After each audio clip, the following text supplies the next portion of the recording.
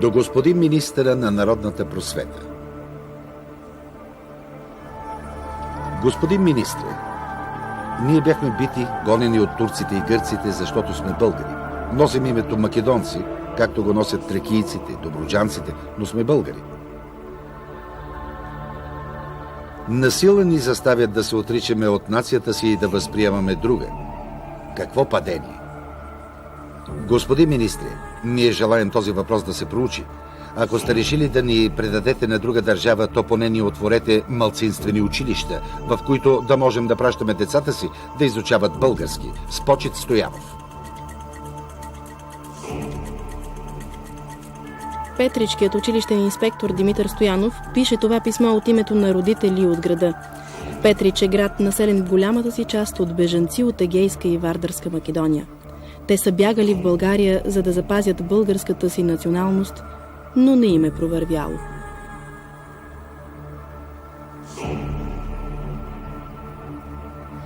Областно полицейско управление Горна Джумая. Всички нови бежанци, дошли след 9 септември 1944 от Гръцка Македония в България, да се приведат в Македония. Областен началник на Народната милиция Рачев. Тази директива е резултат от споразумение между ръководствата на компартиите на България и Югославия от юни 1945-та.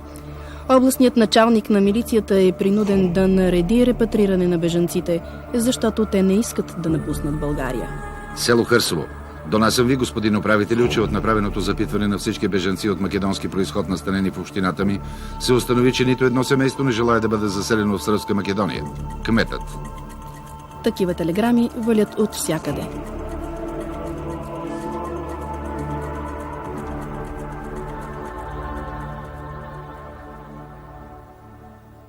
От Гоце Делчев, от Неврокопския край, които бяха там от Сандански в Неврокоп, караха ги на сила с камиони. Взимаш багаж и ги правиш така направо. На сила. С пистоли, с автоматите. Спира един камион пред къщата ни. Влиза един тогава милиционер и казва на майка ми: за 2 часа приберете си багажа и отивате в... той даже не каза Македония, ми отивате в Югославия. Вие, казва, не сте българи, вие сте македонци. Затова там ви е местото. И моята майка тук: чакай, как така? Как Македония? Ние сме си българи, ние сме дошли в България. Никъде няма да мърдаме.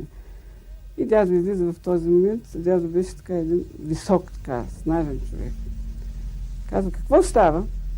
И майка вече му разказва. И дядо, ама толкова тежко го изживя, дигна така нагоре ръцете, погледна към небето и казва: Господи, Господи, още ли наказие по този македонски народ? Още ли наказие? Аз съм дошъл тук в България, помощ да търся, закрила да търся, живот да търся, а те сега ще ме пращат някъде в Македония. И се разплака и получи удар и падна. Докато живеехме в Плевня, Беломорска Македония, никога не чухме да се говори за македонци. Абсолютно никога. Винаги българи, българи, българи, българи и пак българи. Песните ни са чисто български.